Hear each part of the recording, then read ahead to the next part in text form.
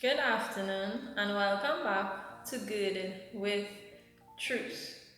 We have been talking about loving the Lord with all your heart, with all your soul, and with all your mind. And it's very important to love the Lord with everything you have, because the Bible also talks about serving God and serving Him only. And we would have gone through different accounts and spoken about different lives of different individuals. And we spoke about Solomon, who was known throughout the Bible as the person of wisdom. And he promised God that he would not turn away from him, and he would obey all his statutes and his laws and his commandments and follow him all the days of his life, like his father David. But today, I want to speak about the inverse of that. What can happen when we decide we are not following God? Or even if we decide, okay, we're following God, but we are not giving Him our all. 1 Kings chapter 11, verses 4 to 6 says, "For it came to pass, when Solomon was old, that his wives turned away his heart after other gods, and his heart was not perfect with the Lord his God, as was the heart of David his father. For Solomon went after Ashtoreth, the goddess of the Zidonians, and after Milcom, the abomination of the Ammonites. And Solomon did evil in the sight of the Lord, and went not fully after the Lord, as did David his father." So it did not say Solomon did not go after God. It said that he didn't fully go after God. So when we don't fully serve God and we think it's okay to serve God on a Sunday but do what we want for the rest of the week, then we are entering into sin. It is sinful to not give God your all. It is sinful to not fully serve God. It is sinful to step into your purpose but not fully step into your purpose.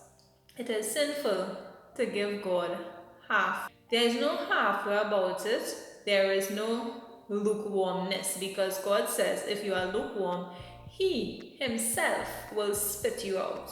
So there's no in between when coming to serving God. It's either you're sold out for Him, it's either you're fully serving Him or not. You have to choose, because He also says, "Choose ye this day whom you shall serve.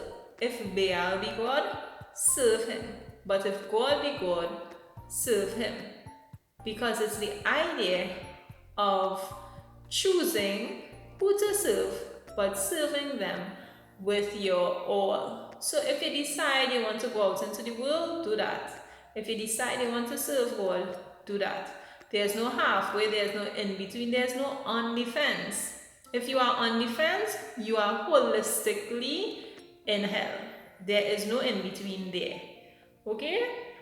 So as we learn about fully pursuing God, fully loving God, and fully walking in our purpose, then we know we have to be doing these things completely in order to follow after God. 1 Kings chapter 11, if we drop down to verse 9 to 13, it says this: "And the Lord was angry with Solomon, because his heart was turned from the Lord God of Israel, which had appeared unto him twice, and had commanded him concerning this thing, that he should not go after other gods. But he kept not that which the Lord commanded.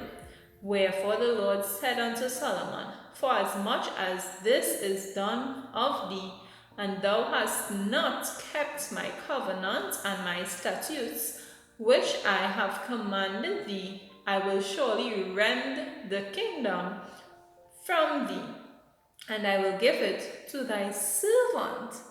Notwithstanding, in thy days I will not do it for David thy father's sake, but I will rend it out of the hand of thy son. Howbeit, I will not rend away all the kingdom, but will give one tribe to thy son, for David my servant's sake, and for Jerusalem's sake, which I have chosen.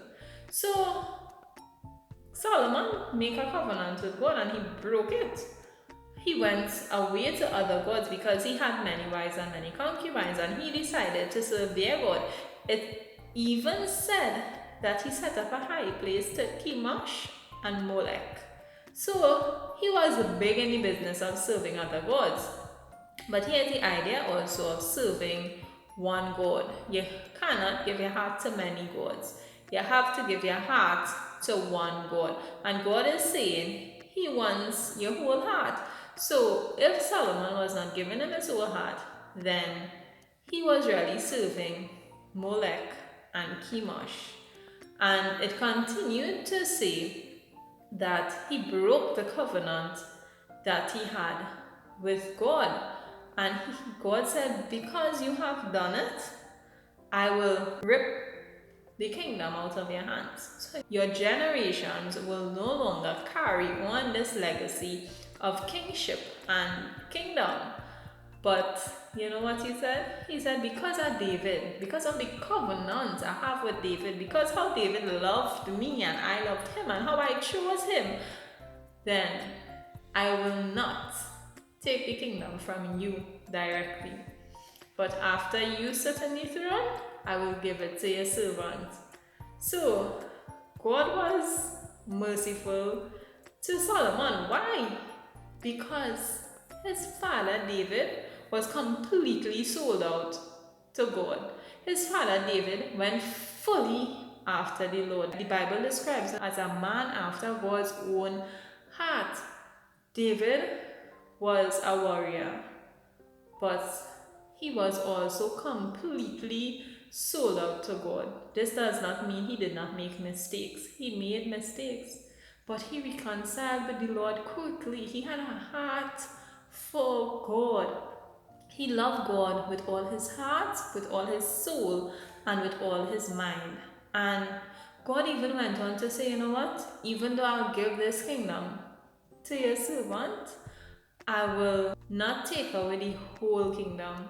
I will leave one tribe for your son because of David. So it wasn't because I will leave one tribe for your son because of the promise I make to you, you know. But because of the promise he made to David. So this love relationship that David and God had went a tremendous long way. Like, he so loved David that he was willing to leave Solomon on the throne even though his heart was turned against him. He was willing to even pass it to one of his sons because he loved David, because of the covenant he made with David, and because the legacy was coming through Jerusalem of how Christ would come into the earth. So this was a love like no other. So I encourage you today, just as David reconciled with God quickly when he made mistakes, just as David accomplished his full purpose, just as David fully went after God, let us today love God with all our heart, with all our mind, and with all our soul, giving him everything, because everything belongs to him. Let us not hold back, but let us pursue, let us overtake, let us accomplish and receive all that God has called us to receive and to do. Let us completely walk in purpose for the honor and glory of God. Thank you so much for listening. Have a wonderful weekend. Bye.